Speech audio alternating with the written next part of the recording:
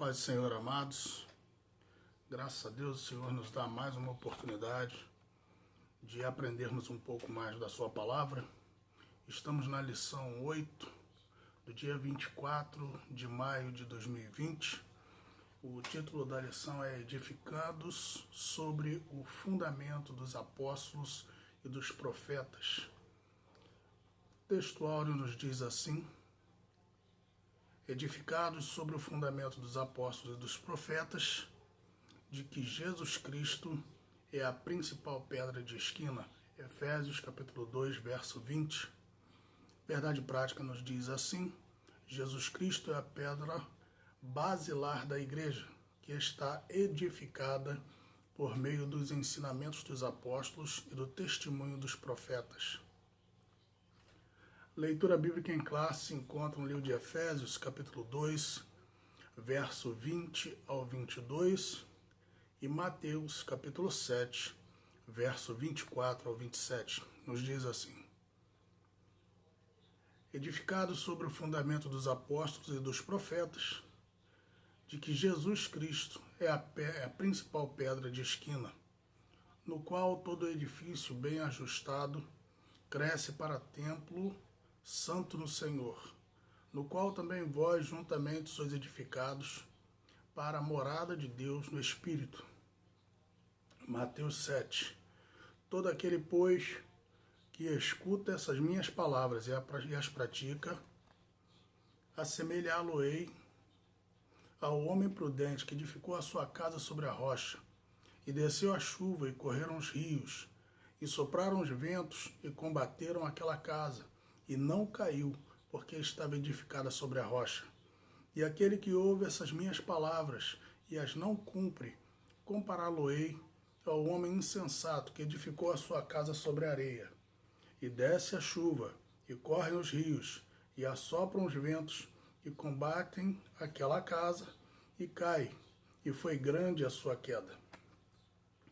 Bom, amados, a palavra ela é bem clara a respeito do desejo do nosso Deus em conhecermos mais a pessoa de Cristo e colocarmos cada vez mais Ele como a pedra que nos dará a direção correta, o prumo correto da nossa vida, e a palavra de Deus, que é o nosso alicerce, o nosso fundamento para podermos também ter o sustento da construção de uma vida cristã. Entrando aqui nos comentários, irmãos, introdução: por meio da reconciliação efetiva na cruz, Cristo formou a igreja. O apóstolo a compara como edifício em construção. A pedra angular dessa edificação é Cristo, e o fundamento é a doutrina dos apóstolos e o testemunho dos profetas.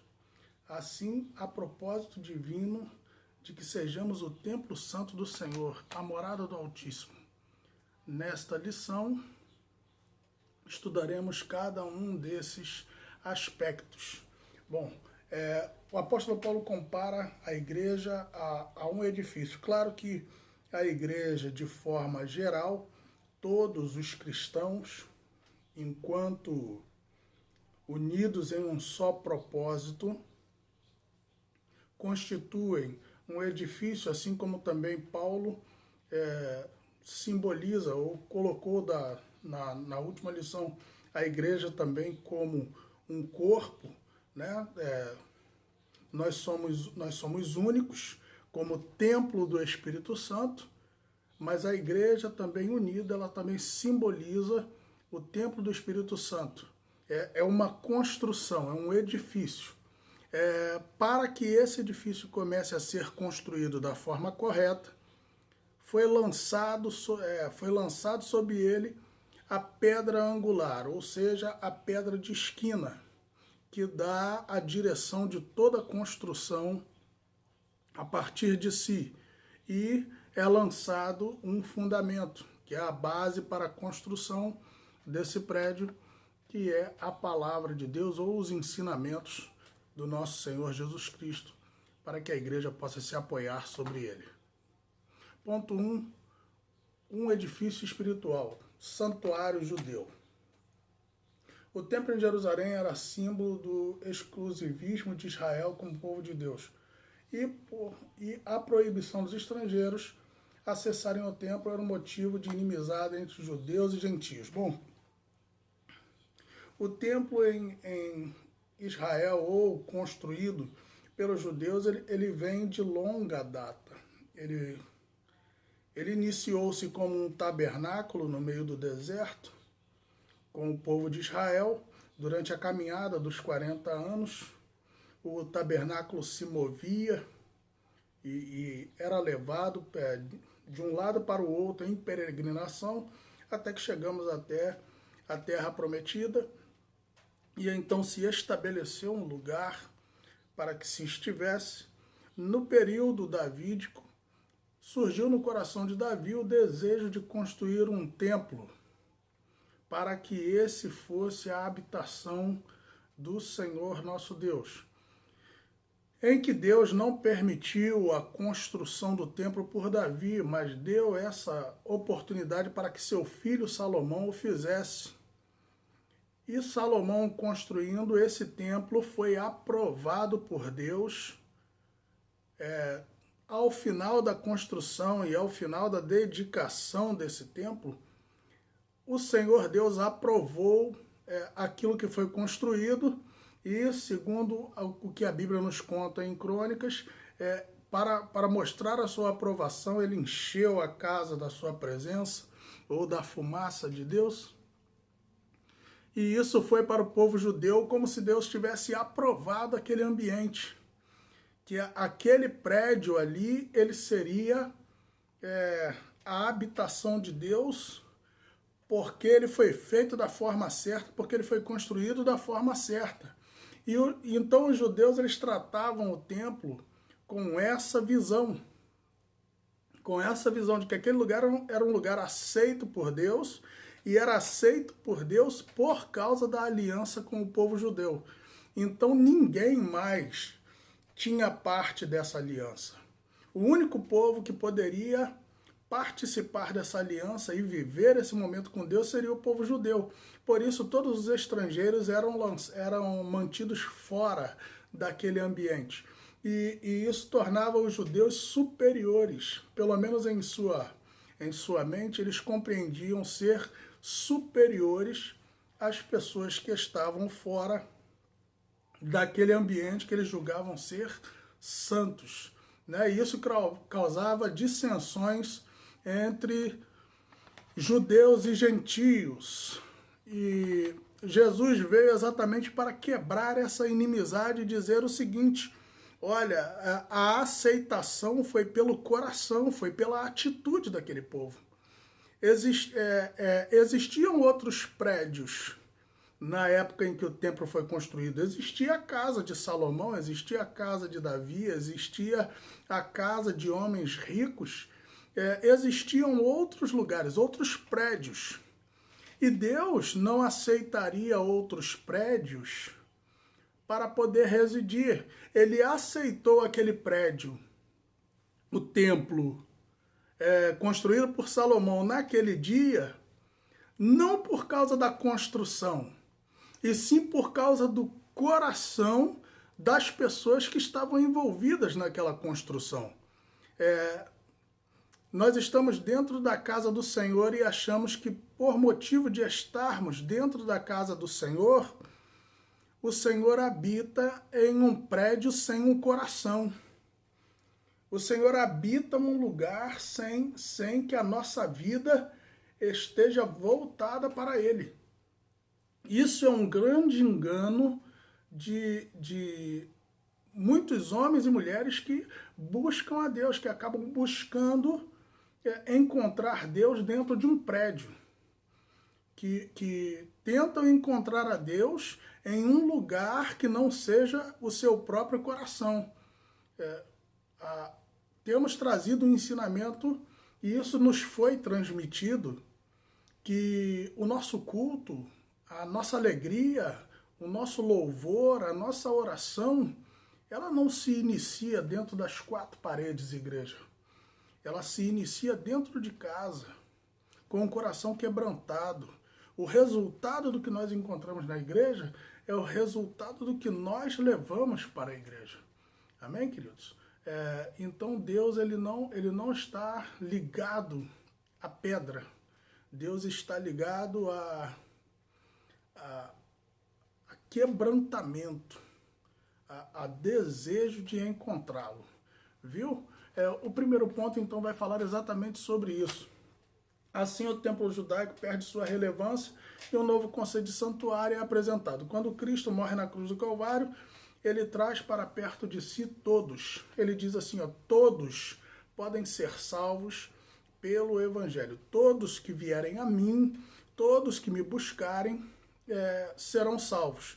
Esqueça o cerimonial que vocês faziam. Esqueça todo aquele cerimonial. Nós falamos na lição passada que haviam três caminhos ou três conceitos dentro da lei, que era a lei, o conceito civil da lei, o conceito moral da lei e o conceito cerimonial da lei, que foi o que tomou maior proporção em certos períodos dentro do povo de Israel. A lei cerimonial era muito mais importante do que você ser moral e era muito mais importante do que você ser civil. O conceito civil e moral estavam praticamente apagados, enquanto a lei cerimonial era cada vez mais acrescentada ou cada vez mais buscada no coração das pessoas, criando um fanatismo que não levava a lugar nenhum. Então Cristo falou, não tem essa lei cerimonial, chega. Quando Cristo veio para poder trazer salvação à humanidade, Cristo veio com essa proposta, olha, chega dessa lei cerimonial, porque ela não propõe mais nada, ela não traz mais nada de bom para a vivência da humanidade. Foi feita com um propósito correto, mas foi deturpada conforme o tempo passou. Então agora o acesso a Deus sou eu. O acesso a Deus é Cristo. Não há mais necessidade de você fazer aquele cerimonial que existia no tempo passado. O véu do templo se rasgou, Cristo abriu o caminho e falou, eu sou o caminho para que você chegue a Deus, para que você possa orar, falar, pedir. Eu sou o caminho. Se você está comigo, você chega ao que você precisa. E assim ele foi perseguido, odiado, porque ele tirava exatamente esse conceito de que o templo era algo importante. E ele dizia, não, o importante é o seu coração quebrantado e voltado para mim, Jesus falando. Correto? Ponto 2, queridos. Ponto 2 vai nos dizer assim, o santuário cristão. Os que pertencem a Cristo são comparados a um edifício onde Deus habita em espírito. O ensino apostólico lembra Salomão, que este reconheceu que o templo de Jerusalém não podia conter a Deus e reafirma a instrução de Estevão, em que o Altíssimo não habita em templos feitos por mãos de homens. Veja bem, queridos, nós estamos falando de um Deus grandioso, de um Deus imensurável.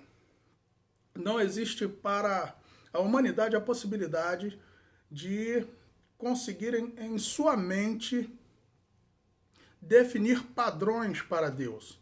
Então, quando nós construímos uma casa, um espaço reservado, e dizemos que ali é o local que Deus está, Deus não cabe naquele lugar, Deus não cabe naquele conceito que você estabeleceu para ele. Mas Deus, pela pessoa de Jesus, na pessoa do Espírito Santo, também colocou algo superior para nós ainda. Você não pode colocar Deus dentro de um ambiente, por maior que ele seja, porque ele não caberia. No entanto, o próprio Deus, ele fala, eu criei um templo para mim. E esse templo é o coração do homem. Esse templo é o próprio homem que aceita a Jesus como seu Salvador. Bom, mas como é que pode, se Deus não cabia dentro de um grande espaço como era aquele templo, se aquele templo não podia conter a pessoa de Deus, como é que o meu coração pode contê-lo? Até porque o coração é um músculo.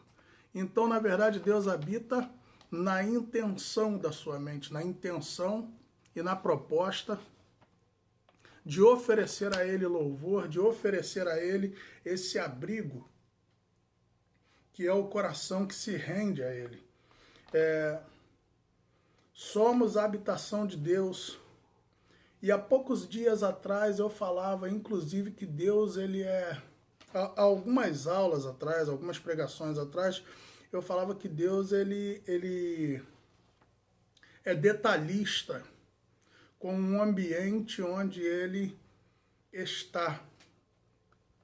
Quando Deus mandou construir o tabernáculo, ele deu parâmetros, ele deu medidas, ele deu definições, ele não aceitou acordo, olha só, eu quero que você faça com esse material aqui. E aí Moisés poderia dizer, olha Senhor, mas esse material aqui é difícil, a gente não consegue ele tão fácil, será que nós não podíamos substituir por este material aqui? Será que nós não poderíamos fazer, Senhor, de uma forma que fosse parecida com a que o Senhor quer? Tem que ser desse jeito. Deus disse, não, você tem que fazer com esta madeira, você tem que fazer com este metal, você tem que fazer com este tecido, porque é desse jeito que eu quero que o tabernáculo seja feito. Você tem que fazer com essas medidas, exatamente, porque eu quero que seja assim. No nosso coração é a mesma coisa, irmãos. O nosso Senhor, ele não mudou o padrão dele. Ele não mudou a exigência dele para a sua habitação.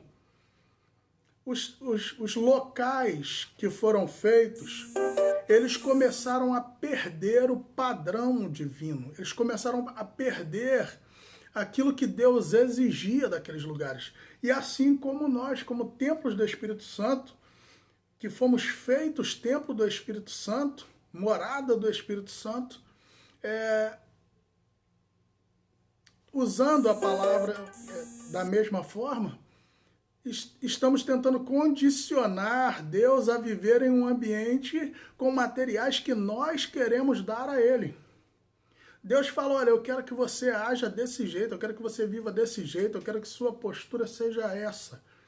E nós, muitas das vezes, tentamos persuadir Deus a nos aceitar do jeito que nós queremos nos oferecer.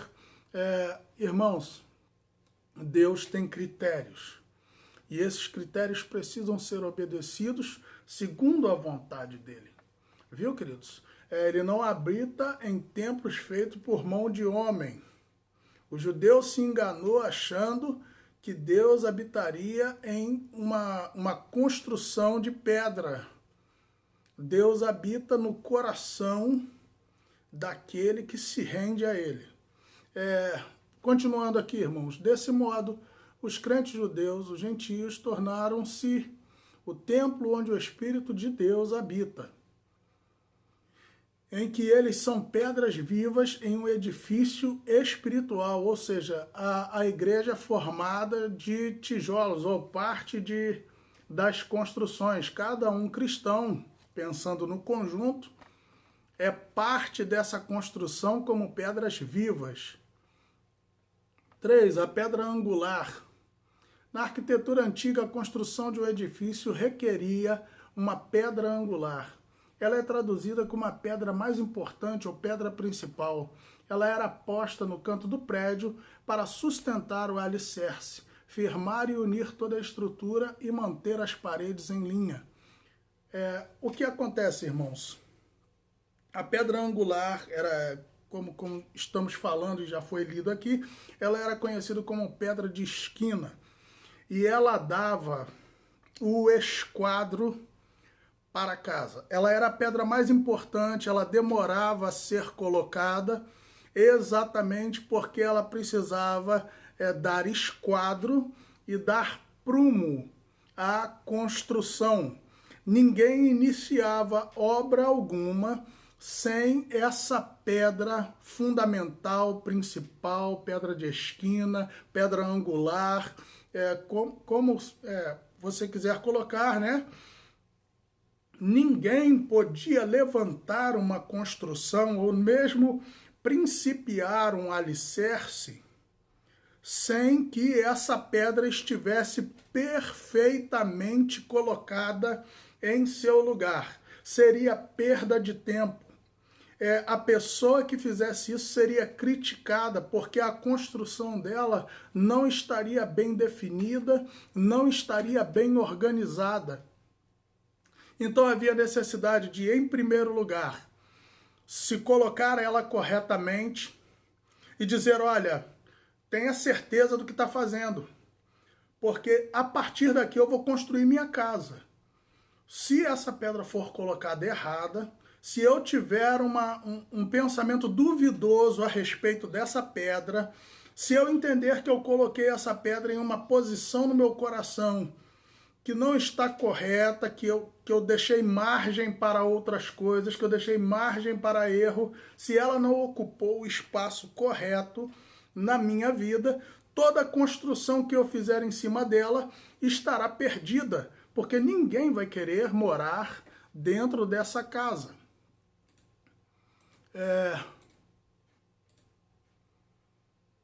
Continuando a leitura, para que se tenha uma ideia dessa dimensão, em uma das escavações no local do templo em Jerusalém, foi encontrado um monólito com cerca de 12 metros de comprimento, que seria a pedra angular. Ponto 4. Cristo, a pedra principal. A identificação de Cristo com a pedra angular remonta à profecia messiânica em que a pedra rejeitada tornou-se cabeça de esquina. Ele mesmo afirmou ser cabeça de esquina em Marcos, capítulo 12, verso 10. Assim como também os apóstolos testificaram ser Cristo a pedra principal, Atos 4, 11 e 1 Pedro 2, 7. Portanto, a pedra angular deste novo santuário é o próprio Cristo. No Sermão do Monte, aprendemos que o homem prudente edifica sua casa sobre a rocha, que é Cristo Jesus. Bom, irmãos, nós podemos até criar conceitos, levantar argumentos, mas a verdade é que sem Cristo não há construção. Sem o nosso Senhor Jesus Cristo como pedra fundamental dessa obra, não podemos dar continuidade ao crescimento. Se eliminarmos a pessoa de Cristo, não há construção que dure. Nós hoje preparamos um ambiente para a nossa moradia, em que nós, no caso do judeu, o maior erro que ele poderia cometer era iniciar a sua casa sem a pedra angular. Correto? Nós hoje não temos, na nossa construção civil, o uso da pedra angular. Pelo menos não vejo mais construções com esse pensamento. Nós não temos mais uma pedra angular. Nós temos uma função de esquadro e de prumo, que é utilizada para a construção, mas na verdade nós fazemos um alicerce, e em cima desse alicerce nós construímos a nossa casa. Que o alicerce então seria toda uma peça só. Mas uma coisa que a gente tem o maior cuidado quando vai construir um alicerce é fazer as sapatas de forma correta. Você faz um buraco no tamanho exato, você tem que fazer nesse buraco, além do tamanho exato, a profundidade própria para a construção que você quer levantar. Você precisa usar radiez, você precisa levantar a coluna da forma correta, para que então você possa construir uma casa. Não adianta você chegar em um terreno qualquer abrir uma vala a grosso modo, jogar um pouco de cimento dentro dessa vala e dizer: aqui está o meu alicerce, vou construir a minha casa aqui. Bom, se você estiver em um lugar de mangue, provavelmente sua casa vai ruir. Se você estiver em um lugar que tem areia, provavelmente a sua casa vai ruir. Se você estiver em um ambiente impróprio para esse tipo de construção, você vai gastar muito dinheiro, você vai se esforçar muito, mas a casa não te trará segurança. Assim também a construção de uma identidade cristã, assim também a construção de uma vida voltada para servir a Deus tem que ser baseada na forma correta. Nós precisamos colocar os princípios da nossa construção na pedra que é Cristo.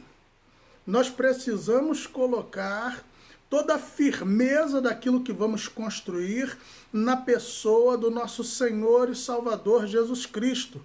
Precisamos criar uma base muito forte na palavra de Deus. Precisamos nos esforçar muito em conhecer e em aprender a palavra de Deus, para que então comecemos a levantar tijolo por tijolo. E ainda assim, todo tijolo que você assentar tem que ser firmado, prumado e direcionado pela pedra angular que é Cristo. Não adianta você colocar tijolo a grosso modo. Você precisa colocar segundo a fundação. Segundo a fundação. Para que você consiga realmente, ao final dessa obra, ter alegria. Você poder olhar para a tua história de vida dentro do Evangelho e dizer: olha, eu pautei a minha vida pelos princípios do Senhor, do começo até o fim. Apóstolo Paulo falou sobre a sua caminhada no reino de Deus. Por um tempo, Paulo ele não tomou a decisão correta e ele viveu uma vida que não condizia com o Evangelho. Condizia com o judaísmo, mas não condizia com o Evangelho. Chegou um momento em que Paulo falou assim: olha, mas desde que eu aprendi o fundamento, desde que eu aprendi a proposta correta do Evangelho, eu me converti no caminho de Damasco e de lá para cá eu venho vivendo de acordo com o que me foi revelado por Cristo, de acordo com a base que me foi fundamentada pelo próprio Cristo.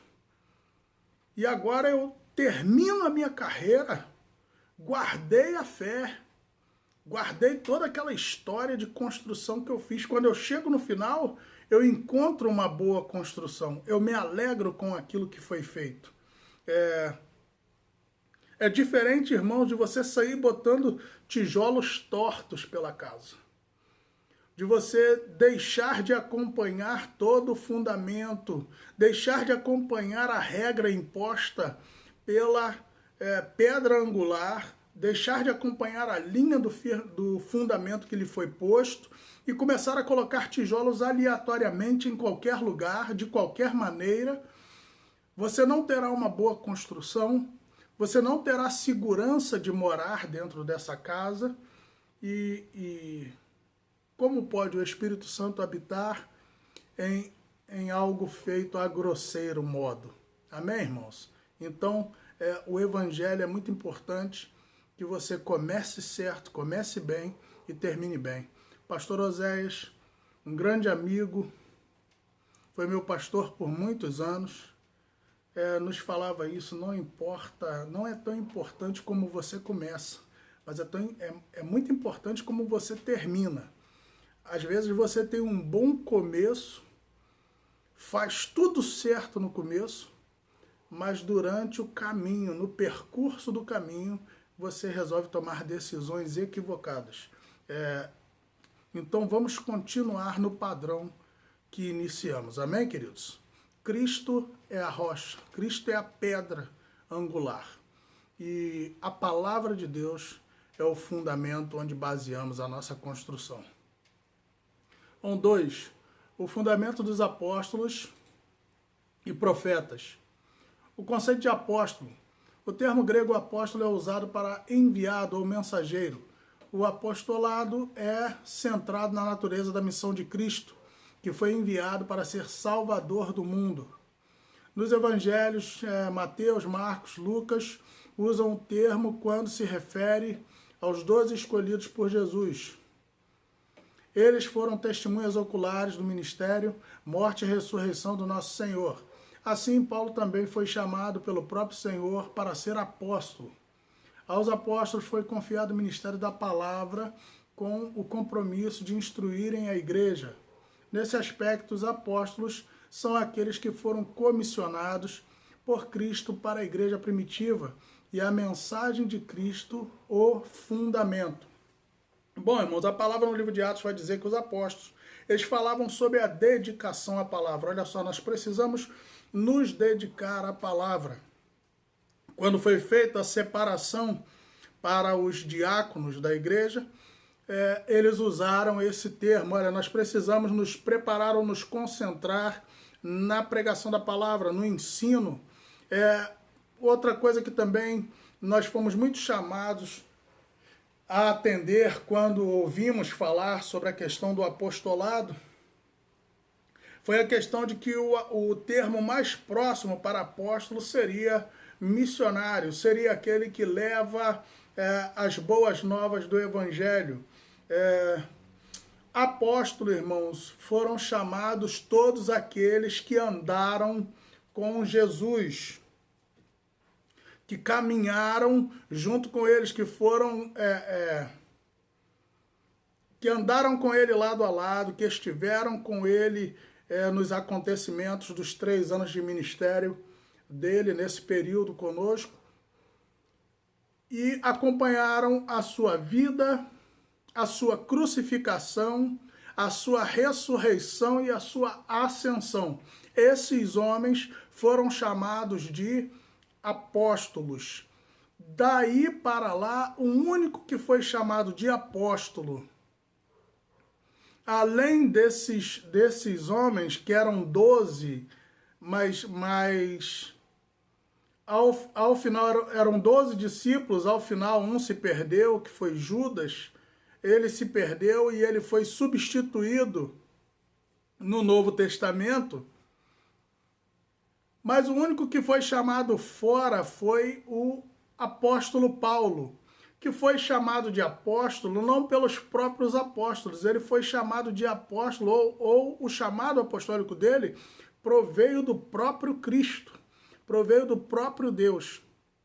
São esses os apóstolos que a Bíblia nos direciona, de forma que são nesses que nós conferimos o nome apóstolos. Amém, queridos? Que caminharam com Jesus, viram as suas obras, viram a sua morte, a sua ressurreição e a sua ascensão ao céu. Amém? A doutrina dos apóstolos. Embora não se possa desassociar das pessoas o ofício que ocupavam e que constitui o fundamento da igreja, não são os apóstolos em si, mas a doutrina que eles ensinavam, ou seja, as Escrituras. Os apóstolos receberam a doutrina diretamente de Cristo. Assim como não se pode mexer na pedra angular depois de colocado o alicerce, igualmente o fundamento da igreja não pode ser violado. Acerca disso, o Senhor Jesus asseverou: as minhas palavras não hão de passar. O que acontece, irmãos?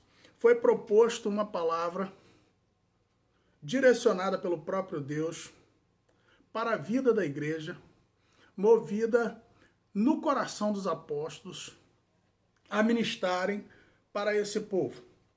Essa ministração, esse ensinamento da palavra de Deus se tornou doutrina para a igreja hoje. Não tinha a possibilidade de ser movido de ser trazido a... Nós não temos o poder de modificar aquilo que foi instituído. Nós não temos o poder de mover ou de facilitar aquilo que foi, ou de enrijecer aquilo que já foi posto, aquilo que já foi ensinado pelo Evangelho e pela doutrina que os apóstolos trouxeram à igreja primitiva. Eu costumo dizer que todo avivamento, ele exige que nós voltemos ao primeiro. Hoje nós temos uma intenção muito grande de fazer o bem. Nós temos um desejo grande de fazer as coisas corretamente, de agir direito. Bom, pelo menos eu creio que esse é o coração de muitos dos irmãos, esse é o meu coração. Então nós temos o desejo de fazer o certo, nós temos de fazer o correto, desejo de fazer o correto, para que a obra de Deus cresça, para que o Evangelho se propague nos corações. Muitas das vezes, em prol de fazer este crescimento da obra de Deus, de fazer a obra de Deus com excelência, de alcançar mais pessoas, de conseguir trabalhar o coração delas na obra do Senhor, muitas das vezes nós queremos trazer coisas que o Evangelho nunca disse, nós queremos propor situações que o Evangelho nunca aceitou, que a palavra de Deus diz: eu não quero, eu não aceito, eu não permito que você mova isso, eu não permito que você coloque a mão nisso. A doutrina está posta, o fundamento está posto, a pedra já está posta. Não podemos modificar, seja por que motivo for. Pastor Wilton, mas não está vendo que se nós continuarmos pregando o Evangelho dessa forma, nós não conseguiremos crescer. Não está vendo que se nós continuarmos pregando o Evangelho com essa rigidez, com essa radicalidade, o senhor não está vendo que muitas pessoas não conseguirão ser alcançadas? Irmãos, o Evangelho, ele alcança a pessoa que o aceita. Ele alcança a pessoa que o aceita. Não podemos modificar o Evangelho em prol de aceitação pública. O Evangelho, ele tem essa necessidade de pregar uma natureza que o mundo não reconhece, atitudes que o mundo não reconhece. O Evangelho, ele traz a proposta da renúncia. O Evangelho traz a proposta de que o outro é mais importante do que você. O Evangelho traz a proposta de que você precisa morrer para viver. E quando você fala dessas coisas, que você precisa deixar de lado as suas vontades e começar a fazer a vontade de Deus. Que, na verdade, o teu coração é mau, bom é o Senhor. Quando você começa a tratar isso com as pessoas e falar isso para as pessoas, elas tendem a dizer: não, eu sou uma pessoa boa. Mesmo que a palavra de Deus diga o contrário, ela considera. Só que eu não posso deixar de pregar a palavra de Deus e seguir a doutrina que nos foi colocada para poder facilitar a doutrina para que outros possam entrar por ela. Eu não posso ser um facilitador para acesso à porta. A porta está ali, está posta. Entre por ela o coração que se sentir quebrantado pela história daquela porta. Nós pregamos o Evangelho e falamos a respeito do Cristo, que morreu na cruz do Calvário pela vida da humanidade. Se o evangelho do amor não é o bastante para que uma pessoa quebre o seu coração e decida caminhar a Cristo, não será uma festa de bolinhas ou uma rave cristã ou seja lá o que for que nós inventarmos em nossa mente que vai trazer a pessoa a Cristo. Nós podemos trazer a pessoa à festa, mas trazer a pessoa a Cristo só pela palavra do Senhor, só pela doutrina e os ensinamentos da palavra de Deus. Amém, queridos? Ninguém vem a Cristo por causa de bola e de festa. As pessoas vêm a Cristo por causa da palavra de Deus. Ponto 3. O testemunho dos profetas. A palavra grega profeta significa proclamador e intérprete da revelação divina.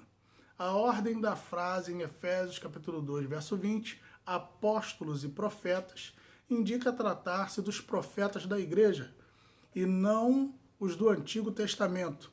Mais adiante, Paulo assegura que a compreensão do mistério que no passado estivera oculto, de que os gentios tinham igual posição no corpo de Cristo e eram participantes da promessa, foi revelado pelo Espírito aos profetas no Novo Testamento, está no capítulo 3, verso 4 a 6. Assim, os profetas neotestamentários, que falaram inspirados pelo Espírito Santo, perfazem o alicerce da igreja de Cristo. Bom, irmãos, o que está dizendo é exatamente isso, que os apóstolos e profetas, eles são exatamente os homens e mulheres que hoje testemunham da palavra de Deus para entendimento da revelação do plano divino. Bom, amados, seria como se nós usássemos a Bíblia Sagrada, que a Bíblia Sagrada é a maior revelação para a humanidade, chamado de profeta aquele que ensinar essa palavra para a igreja, para que ela possa viver a compreensão do que foi revelado a ela. E qual é a revelação que está no livro de Efésios, capítulo 3, versículo 4 a 6, e que se repete no livro de Colossenses, capítulo 1, verso 26. A revelação é a seguinte: compreensão do mistério que no passado estivera oculto, de que os gentios tinham igual posição no corpo de Cristo e eram participantes da promessa.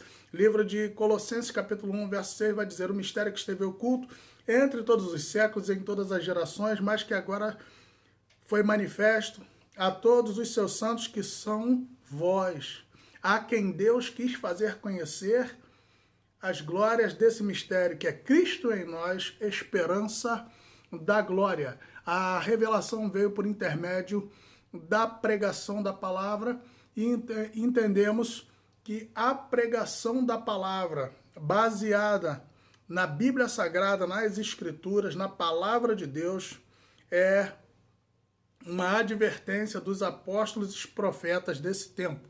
Amém? Aqui está dizendo exatamente isso. Indica tratar-se dos profetas da igreja, ou seja, uns pregadores da palavra.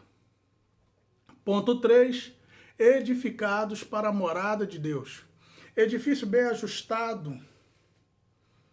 A expressão todo o edifício bem ajustado cresce indica um processo contínuo de desenvolvimento dos crentes. Assim como todas as partes do edifício precisam estar harmônicas, o crescimento da igreja também depende de tudo ser bem ajustado a Cristo. Nessa caminhada, o salvo comporta-se como filho obediente e passa a evidenciar o fruto do Espírito. O desenvolvimento prossegue até alcançar a medida completa de Cristo, pois todo crente bem ajustado torna-se templo santo no Senhor. Bom, irmãos, aqui está algo que nós já tínhamos iniciado com os irmãos. O que acontece? a, a continuidade na construção é algo importantíssimo. Se você começa a construir uma casa, você faz o alicerce bem, já dissemos um pouco antes, mas você não levanta a parede no prumo, você levanta os tijolos desordenadamente, você terá um problema. Se você levanta a parede no prumo, mas se você embolsa desordenadamente, você terá um problema. Se você faz até o embolso correto, mas se você faz a parte elétrica errada, você terá um problema. Se você fizer tudo isso certo, mas esquecer de botar o encanamento da casa, você terá um problema. Então, a casa ela não é construída apenas do alicerce. A casa ela é construída bem em todas as suas necessidades. Você precisa concluir a construção. Você precisa levar essa construção até o final. Não adianta você perder no meio do caminho algo que seria importante para essa construção. De forma que o ensinamento que a palavra de Deus está nos trazendo aqui com essa palavra é a seguinte, se você começou bem, continue bem na sua caminhada. Bom, é sempre dito isso, nós nos convertemos e convertemos-nos no primeiro amor, nós temos aquela alegria, aquele desejo de fazer a obra de Deus, nos entregamos em oração, em quebrantamento, jejuamos, participamos de todos os cultos, vivemos uma vida, irmãos, crescente na presença do Senhor. Quando encontramos com nossos amigos que não sabem ainda que somos cristãos, nós dizemos, agora eu sou cristão, eu quero até anunciar a vocês, eu estou muito feliz, Deus fez algo diferente na minha vida, e eu gostaria que todos vocês vivessem o que eu estou vivendo, e nós temos essa alegria do servir ao Senhor. Conforme o tempo vai passando, parece que a alegria, a nossa motivação vai se perdendo, parece que o desejo que nós tínhamos antes de conhecer a Cristo, de aprender da sua palavra, de viver a sua vontade, ele vai ficando um pouco mais lento. Não é que nós queremos abandonar a Cristo, não é que nós queremos deixar de lado aquilo que nós propomos que aceitaríamos no começo, mas as coisas vão ficando um pouco mais devagar e nós vamos desacelerando, quando na verdade nós estamos em uma construção que deveria ter uma continuidade firme, bem feita, de conhecimento da palavra, de conhecimento de Deus, de crescimento na fé, na confiança no Senhor. Deveria ser algo crescente, mas na verdade é algo que nós tratamos como se tivéssemos que começar correndo para que se visse um bom trabalho no começo, mas depois nós podemos andar um pouco mais devagar, um pouco mais lentos. Às vezes a gente pode faltar a construção. Eu já estou construindo há tanto tempo, então hoje eu já não preciso mais ter aquela correria, me dedicar tanto. Antigamente eu lia a palavra de Deus todo dia, mas hoje eu acho que já não há essa necessidade, não quero ficar bitolado. A casa vai chegar no final, né? E com isso nós vamos tardando aquilo que Deus tem preparado para nós e o final da nossa casa, né, da nossa construção no Senhor. É muito importante que da mesma forma que nós começamos, precisamos manter até o final. Do alicerce bem feito, paredes bem feitas, telhado bem feito, poderemos então confiar na construção que fizemos. Ponto 2 vai dizer o seguinte, templo santo no Senhor. A palavra aqui usada para templo é o vocábulo naon, que designa o recinto interior, ou seja, o lugar santíssimo, o lugar do encontro do sumo sacerdote com Deus. Todavia, a analogia paulina não se refere a uma estrutura material, mas sim ao crente que se tornou templo do Espírito Santo. Então, queridos, como nós havíamos falado, Deus ele tem em seu atributo a imutabilidade. Deus não muda. Aquilo que era uma exigência de Deus, aquilo que Deus queria em qualquer tempo da história humana, é o que Deus continua querendo hoje. Aquilo que Deus exigiu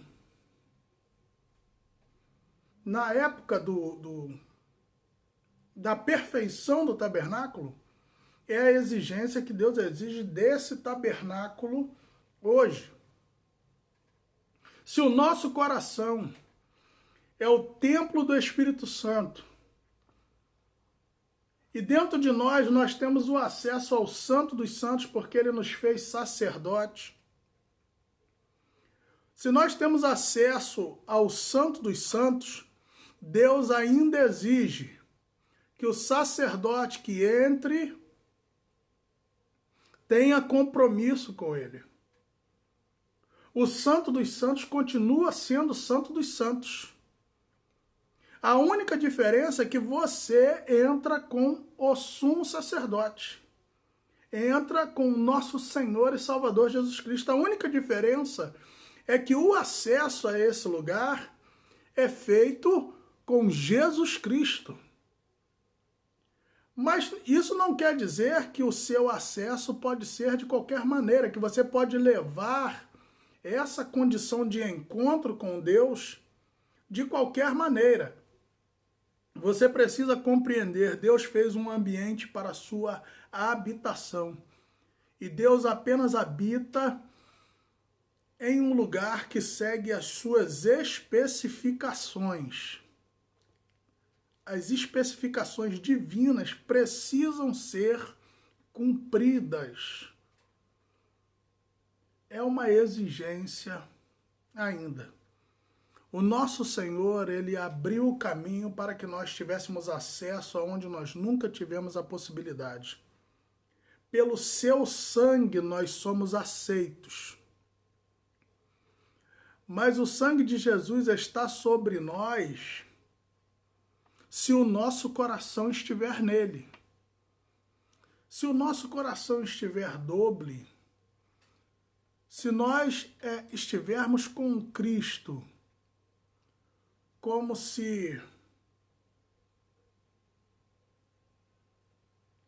de forma duvidosa, como se o nosso coração estivesse naquele momento, mas nós nunca teremos acesso.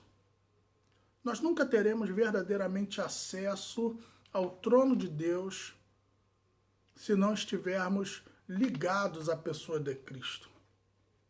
Por isso temos, irmãos, que trabalhar um pouco mais o nosso coração nessa questão de renunciar às nossas vontades, renunciar aos nossos desejos e permitir que Jesus Cristo faça a obra completa em nosso coração, na nossa vida, na nossa família, para que nós tenhamos acesso realmente à presença de Deus e que possamos ser aquilo que Deus verdadeiramente quer de nós. A maioria das pessoas não sabe o que verdadeiramente ela poderia ser. Deus nos criou com um propósito. Deus nos trouxe a este lugar com um propósito. Deus nos salvou com um propósito. Boa parte das pessoas nunca saberão o que realmente elas poderiam ser na mão de Deus. Muitos não saberão o que poderiam fazer na história de muitas pessoas, na história de muitas vidas, na história da igreja, se realmente ela tivesse se conhecido na presença de Deus. Ela se conhece da forma que ela é, mas se realmente ela estivesse entregue na mão de Deus e pronta para ser usada, quão grandes coisas Deus poderia fazer na vida dessa pessoa, na vida desse crente. Bom, então estamos aqui, irmãos, como templo santo do Senhor, como um espaço separado para ser a habitação de Deus. Precisamos seguir a vontade do Senhor a respeito da sua casa. A morada do Altíssimo. No Antigo Testamento a expressão, ponto 3, morada do Altíssimo. No Antigo Testamento a expressão morada de Deus fazia alusão ao tabernáculo e depois ao templo israelita. Indicava lugar de habitação permanente e de comunhão íntima.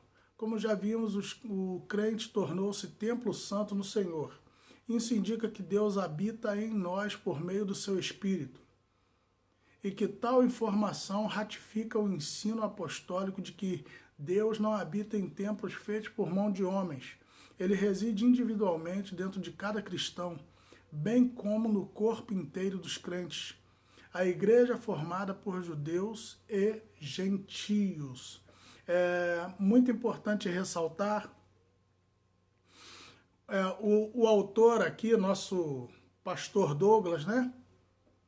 Ele colocou aqui no finalzinho do ponto 3 algo bastante interessante, que nós somos moradia de Deus, templo do Espírito Santo, né?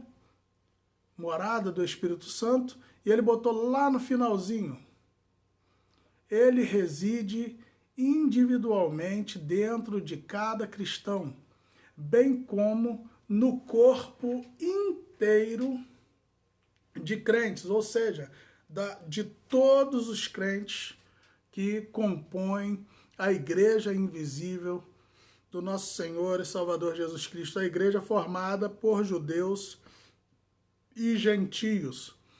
Uma outra coisa que também se torna evidente nessa palavra é que nós não somos parte, irmãos. Deus, ele não habita em parte do ser humano, ele habita no ser humano. Então, toda a nossa vida, todas as nossas palavras são residência do Espírito Santo. Todas as nossas atitudes são residência do Espírito Santo. Todo o nosso corpo, todo o nosso pensamento é residência do Espírito Santo. Por isso, enquanto caminhando na presença do Senhor, conclamamos os irmãos a que todo o seu corpo, toda a sua mente, todo o seu coração, todas as suas atitudes reverberem, exalem a presença do Espírito Santo na sua vida. Como residência do Espírito Santo, tudo tem que corresponder ao dono da casa. Viu, irmãos? Que ele possa dominar todo o nosso ser. A conclusão nos diz assim: a comparação da igreja como edifício em construção indica que estamos em processo de aperfeiçoamento, até que todos cheguemos à unidade da fé.